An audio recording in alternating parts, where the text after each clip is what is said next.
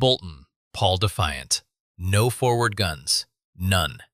Every weapon on the Boulton Paul Defiant sat in a power turret behind the pilot, aimed sideways and back. The RAF sent this into the Battle of Britain and expected results. For 2 days over Dunkirk in late May 1940, the trick actually worked. German pilots mistook it for a hurricane and attacked from behind, straight into the turret. Number 264 Squadron claimed 38 kills in 48 hours. Then the Luftwaffe figured it out. Attack from below. Attack head-on. July 19, 1940. Number 141 Squadron launched 9 aircraft. 6 were down in minutes. The RAF pulled it from daylight operations before August arrived. It finished the war as a night fighter. Not because anyone thought it suited the role. There was just nowhere else to put it.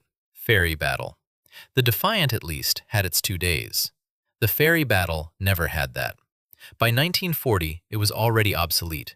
257 miles per hour top speed, token defensive armament, designed for a war that arrived 5 years too late. May 12, 1940.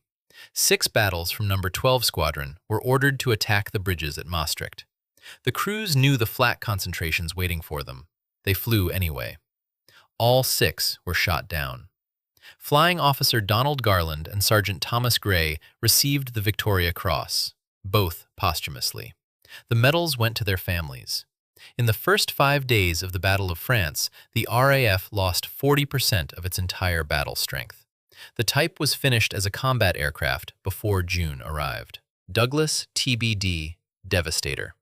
The battle died over France. The Devastator died in 4 minutes over the Pacific. June 4, 1942, Midway.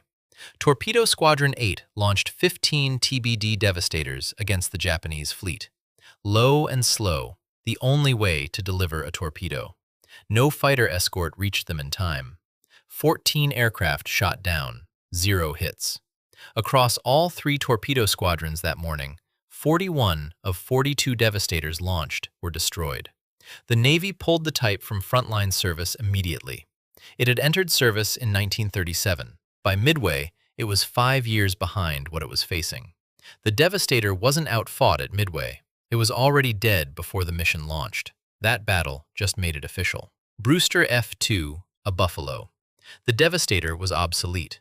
The Buffalo was supposed to be the answer. America's first monoplane carrier fighter. In Finland, against Soviet aircraft, Finnish pilots scored kill ratios that Western analysts found hard to credit. Then it went to the Pacific. At Midway, Marine pilots in Buffaloes met the Mitsubishi A6M0. Captain Philip White's after-action report used one word: hopeless. The Zero held a top speed advantage of roughly 30 miles per hour and a climb rate nearly double the Buffalo's. Of 20 Marine fighters launched from Midway that day, 17 were shot down or badly damaged. In Malaya, RAF Buffalo pilots reported guns failing at altitude, oil bleeding into cockpits, canopies fogging over. Not just outclassed, dangerous to operate. Blackburn Botha. The Buffalo at least reached the enemy. The Blackburn Botha barely managed that. Designed as a torpedo bomber and coastal patrol aircraft, the Botha's 2 Bristol Perseus engines could not sustain the aircraft under full operational load. 580 were built. Deliveries began in 1940. Withdrawn from coastal duties within a year, not because of enemy pressure, but because the accident rate was unsustainable. Official reports described its handling as unpleasant. It spent the rest of the war as a training aircraft. It continued killing people there too, never dropped a torpedo in combat, just accumulated a crash record and quietly disappeared from the record books. Curtiss SB2C Helldiver. The Botha was forgotten. The Helldiver couldn't be. The Navy tried. SB2C. Crews translated those letters as son of a bitch, second class. Not irony. Verdict. The prototype flew December 1940 and immediately crashed. The Navy demanded 880 separate design changes before accepting the aircraft. Congress investigated the program. The contract came within a vote of cancellation 3 times. It entered service November 1943, 3 years after the prototype flew. By that point, the SBD Dauntless it was replacing had already won the Battle of Midway. One squadron commander formally requested a return to the Dauntless. The request was denied. LaGG-3. American crews filed official complaints. Soviet pilots made jokes. In 1941, jokes were the safer option. The LaGG-3 entered service that year, built from wood composite. The name came from its three designers, Lavochkin, Gorbunov, Gudkov. Frontline pilots gave it a different translation. Lakirovanny, garantirovanny grob. Varnished, guaranteed coffin. Underpowered, heavy, slow to climb. Against the Bf-109F over the Eastern Front, it held no meaningful advantage in any performance category. The Klimov M105P produced around 1,050 horsepower, not enough for the airframe it was pulling. 6,258 were built before production ended in 1944. Lavochkin eventually took the same airframe, installed the Shvetsov M82 radial at 1,700 horsepower, and produced the La-5. That aircraft could fight. The LaGG-3 served as proof of concept for its own replacement. Heinkel He 177 Greif. Soviet pilots dealt with an aircraft that couldn't perform.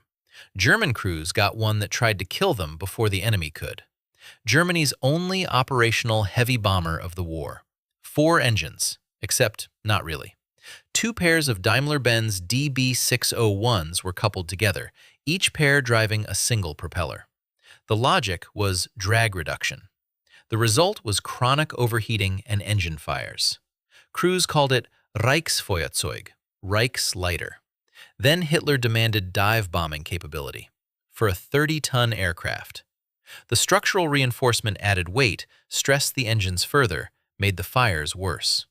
About 1,169 were built. Crews ran pre-flight checks specifically hunting for engine fires before they even taxied. The RAF didn't need to threaten this aircraft's men. The HE-177 handled that itself. Martin B-26 Marauder. The HE-177 killed German crews over enemy territory. The B-26 started killing Americans at home. MacDill Army Airfield, Florida, 1942. Marauders were falling in training. High wing loading, that short wingspan demanded fast, precise approach speeds. Inexperienced pilots flew in slow, hit the ground. The accident rate triggered a formal congressional investigation. Widowmaker, flying prostitute, no visible means of support, real names for real numbers.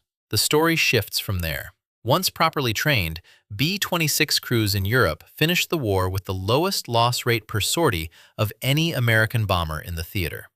5,157 built. The aircraft didn't change. The training did. Which means the early deaths weren't inevitable. They were a system failure. That made them harder to explain and harder to forgive. Lockheed F-104 Starfighter.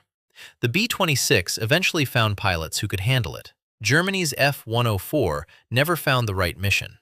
The Luftwaffe received 916 F-104 Starfighters and flew them low and fast. Ground attack, nuclear strike. In Central European weather, the aircraft was not designed for. 292 destroyed in accidents. 116 pilots killed. No combat. Peacetime. German press named it Witwenmacher, Widowmaker, and Erdnagel, ground nail, for how many went straight in. The ejection seat fired downward, a design inherited from the American high-altitude intercept version. Flying low over Germany in winter, a downward-firing seat was not a survival tool. Between 1962 and 1984, Germany lost more than 1 in 3 of its entire F-104 fleet without firing a shot at anyone. 916 delivered, 292 destroyed, 116 dead, no enemy required. These 10 aircraft share one thing. Every pilot who flew them knew something was wrong. Some filed reports. Some invented names for it. Some just died. America had its own list. The jet fighters it developed in the final years of World War II wrote some of the strangest failure stories in aviation history, and every one of them failed differently. Click the video and watch them all.